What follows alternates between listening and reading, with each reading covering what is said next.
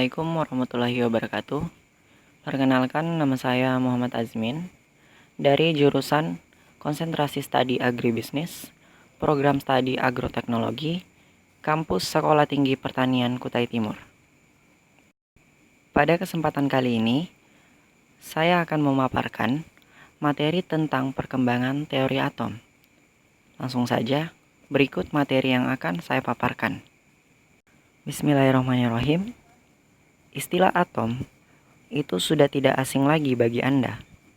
Kali ini, kita akan membahas perkembangan teori atom berdasarkan pemikiran orang-orang istimewa yang mengamati berbagai hal biasa secara lebih seksama dan memikirkannya secara lebih mendalam.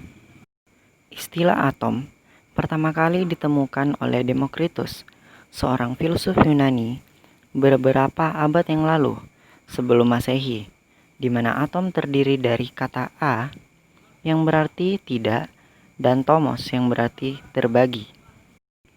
Sehingga muncullah pengertian atom sebagai partikel yang tidak dapat dibagi lagi. Karena pendapat Demokritus ini tidak berdasarkan pada penelitian atau eksperimen, maka istilah atom mulai dilupakan. Dan perkembangan teori atom mulai muncul kembali pada abad ke-17 sampai 18 dan pertama kali dirumuskan oleh John Dalton yang dikenal sebagai teori atom Dalton. Beberapa postulat yang disampaikan oleh Dalton adalah suatu unsur terdiri dari partikel yang tidak dapat dibagi lagi yang dinamakan sebagai atom yang berbentuk bola pejal.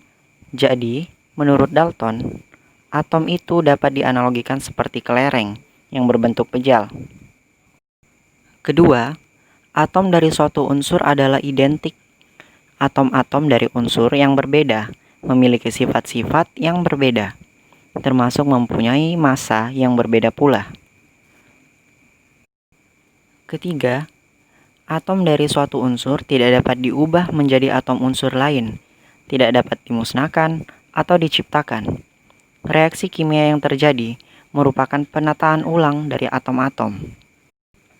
Namun dalam perkembangannya, ternyata beberapa postulat yang disampaikan oleh Dalton ini ada yang kurang tepat, yaitu pertama, atom bukanlah sesuatu yang tidak dapat dibagi lagi, melainkan terdiri dari beberapa partikel subatom.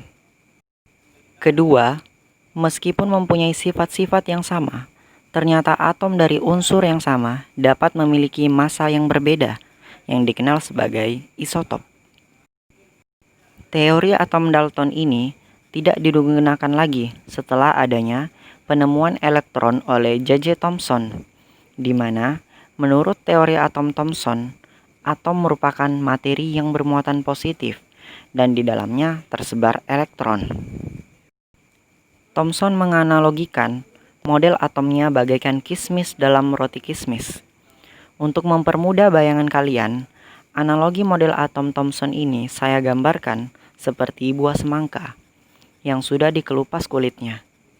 Kalian bayangkan buah semangka yang bulat dagingnya yang berwarna merah itu dianalogikan sebagai atom yang bermuatan positif.